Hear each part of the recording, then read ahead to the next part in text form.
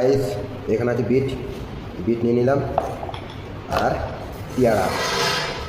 এটা হবে আমার সকালের নাস্তা। পেয়ারাটা নিয়ে নিলাম, কেটে নেবো পেয়ারাটা টুকরো টুকরো করে। পেয়ারা আছে, বিট আছে, কারণ আমার শরীরটা ভালো নেই অতটা, তার জন্য আমি এটা খাচ্ছি।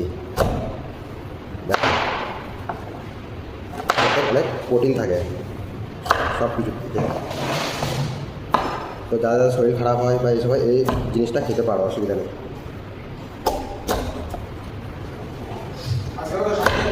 আর 7 তারিখ। হ্যালো গাইস, তোমাদের শরীর যদি খারাপ থাকে তাহলে এই বিটরুট খাবে, গোয়াবা খাবে। এটাতে আছে গার্লিক, মানে এটা রসুন। এটা নিয়ে নেবো 2 থেকে 3 কোয়া, এর মধ্যে মিক্স করে দেবো, তাহলে শরীরটা ঠিক থাকবে। এর মধ্যে অ্যাড করে নেবো একটা গাজর, এই গাজরটাও থাকবে। গাজর সেরকম হবে,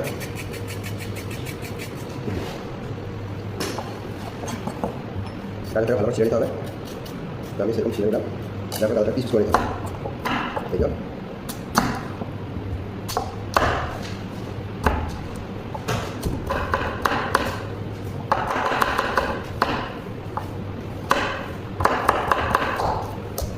এটা তৈরি হয়ে গেল।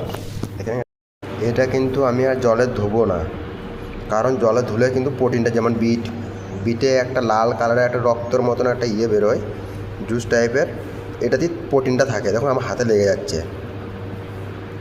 না, এটাতে কিন্তু প্রচুর প্রোটিন থাকে।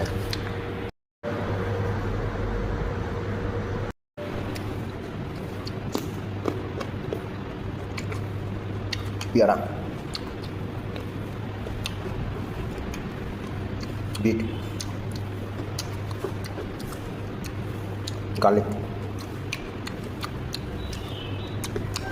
গাজর।